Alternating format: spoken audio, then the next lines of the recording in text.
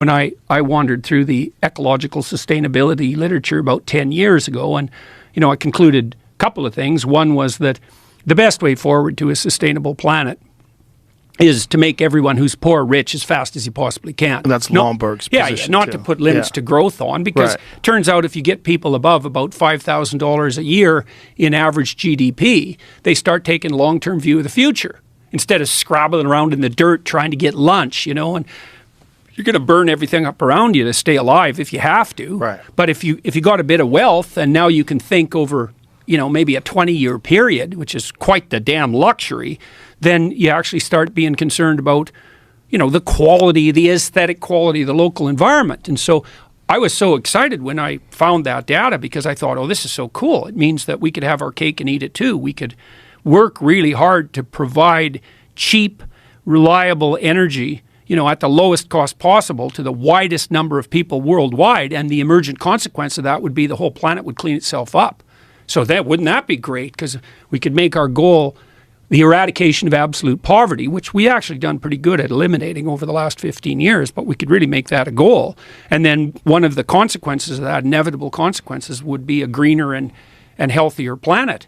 And then you think, well, why aren't we doing that? And that's a question, all right. And I think part of the reason is I've been trying to understand the driving ideas underneath this globalist utopian tyranny that seems to be developing from the top down. And I think it's driven, at least in part, by this religious vision that I already described, that you have to construe culture itself, especially industrial culture, as the tyrannical father raping and pillaging everything in its way, which is an unbelievably dangerous way to think, too one-sided.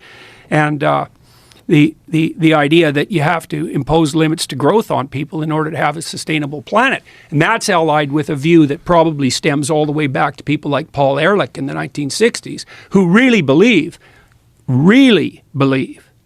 truly, that maybe the planet should only have 500 million people on it, or a billion, in relative poverty, or 2 billion barely scraping by, because otherwise they're going to be wrecking everything, and controlled by some top-down authority that makes bloody well sure that no one's consuming too much.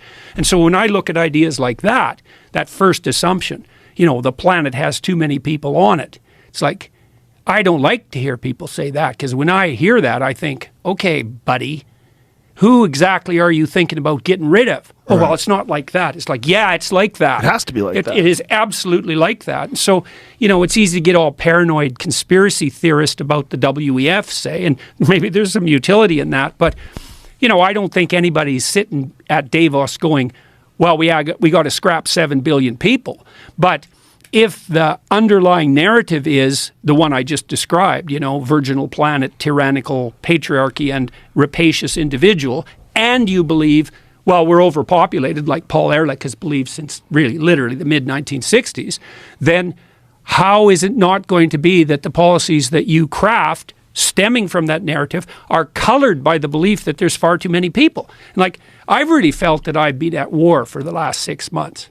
And I would say it's war because what I observed happening in Europe when I was there last was that, well, and you can see this, you don't have to be in Europe to see it, but it's more direct if you're there, is that it's pretty damn clear that the globalist utopians are willing to sacrifice the poor for the sake of the planet.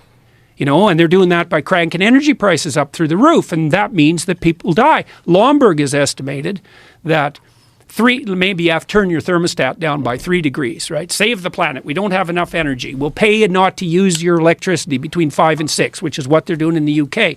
You turn your damn thermostat down 3 degrees, that sounds like nothing. But if you're old, that radically increases the probability that you'll get a respiratory disease and die. And if the Europeans would have had a cold winter, and that could still happen, Lomborg estimated it'd wipe out 135,000 people. It's like, well, we're just making energy more expensive. It's like, what do you mean you're just doing that? So imagine the economic system. It's a pyramid. There's a bunch of people at the top. They have almost all the money. That's par for the course for any productive system. Any system that's productive ends up with a distribution like that. It's like a law of nature. And then you move farther down the pyramid till you get down to the bottom where most of the people are, and they're barely clinging on to the edge of reality, right? It doesn't take much of a crisis to tip them into death. And then you crank up energy prices. Well, what happens is you just take a bunch of those people at the bottom of the distribution, the poor that the left is so, hypothetically concerned with, and they're just done. They go from barely hanging on to not hanging on. And their kids go from having some ghost of a chance of opportunity to having none. And I could see this coming. You really saw it happening in Germany and the UK, where we have this absolute rat's nest of way more expensive energy. And this is where it gets extremely perverse. You might say, okay, look, we have to save the future poor. And so now some of the present poor are going to have to suffer. Well, that's convenient for you if you happen not to be one of those poor people, but let's give the devil his due and say, okay. It's like, that'd be fine with me. Not really. That'd be fine with me if the consequence of your actions, raising energy prices, for example, actually produced an improvement in those things you wanted to improve. So, for example, energy is more expensive, but now the air is cleaner. But that isn't what's happened in Germany. Right. What's happened in Germany is energy is like 5 times as expensive, and the coal plants are back on. So it's like, even by your own criteria for success, you failed, and you did it at the expense of the poor. And, the World Bank estimated, I don't remember how many months ago, it's probably 9 months ago, that we're putting 350 million people on the brink of starvation because we're cranking energy prices up. And so for me, it's like, that's 350 million people. That's 3 times as many as the communists killed, in their 6 decades of trying. And if your cure for the planet is, well, we got to put 350 million poor people in jeopardy just so that things are hypothetically better in 100 years, I think, yeah, I don't think so, buddy. And also, it's a little bit too convenient for me that your prescriptions to save the planet are accompanied by this insistence that the only way forward to that is to give you all the power. It's like, there's a bit of a moral hazard in that, don't you think? It's like, I'm just saving the planet. Give me all the power. It's like, you want to save the planet? Or do you want the power? And let's put the second one first, because the probability that you're a saint or the Messiah is pretty damn low. So that's the danger of the Davos crowd.